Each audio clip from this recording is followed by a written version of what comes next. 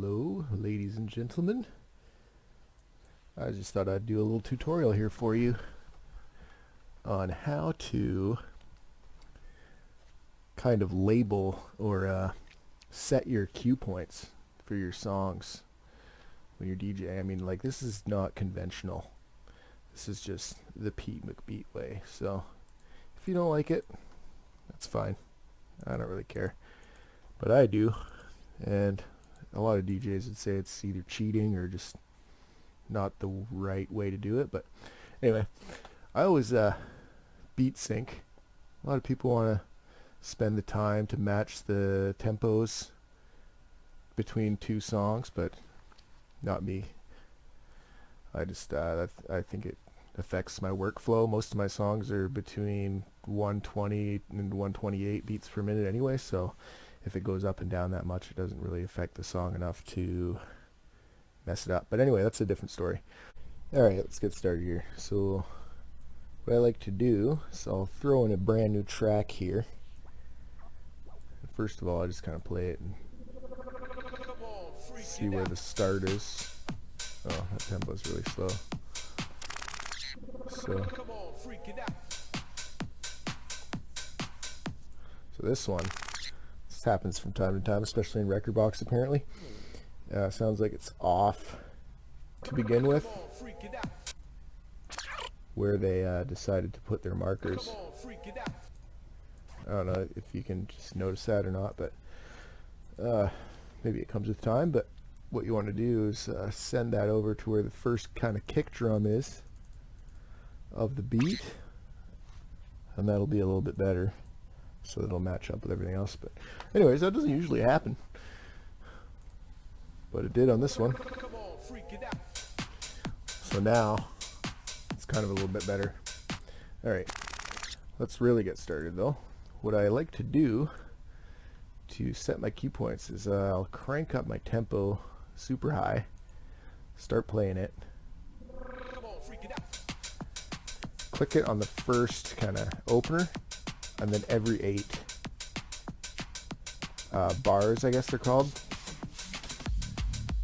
for a while. This track is jumps right into it. A lot of the time it'll be like a longer build before you finally get into. Here we go.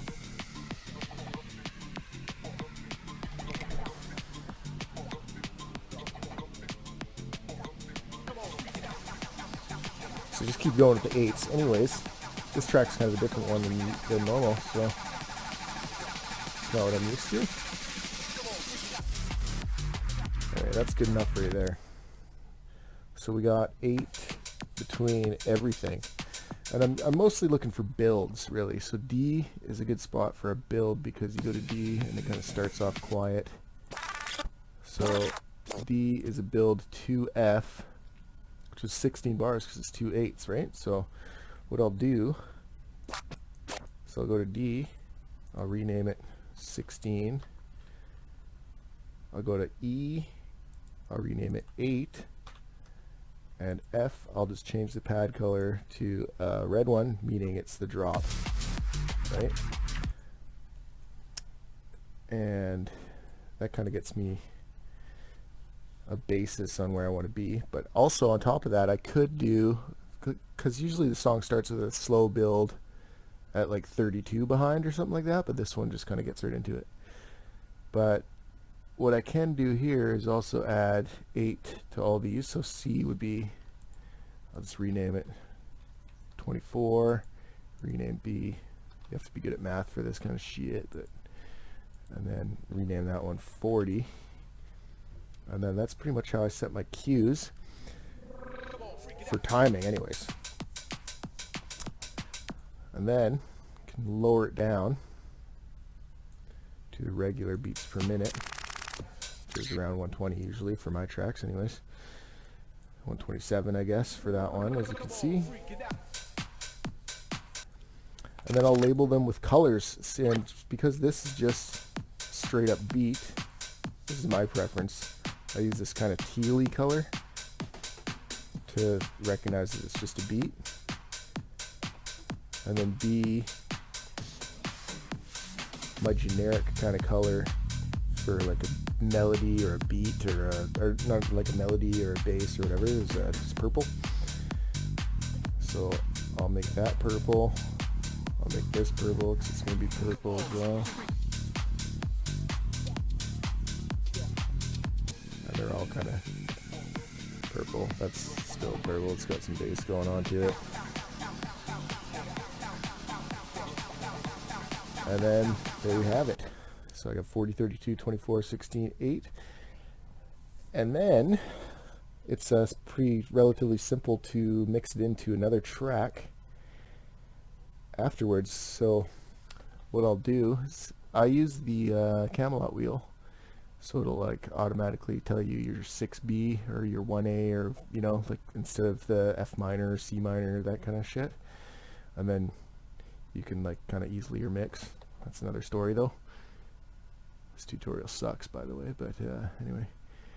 So what I can do is go find another 6B, which I've already used, already kind of labeled, and they should technically mix together. So let's see how she goes. This will be a Vox build, vocals. Let's just see how it works. See, that's a 17 because it's a kind of a weird one. So now I could technically push them both together, and I'll put this 16 right afterwards.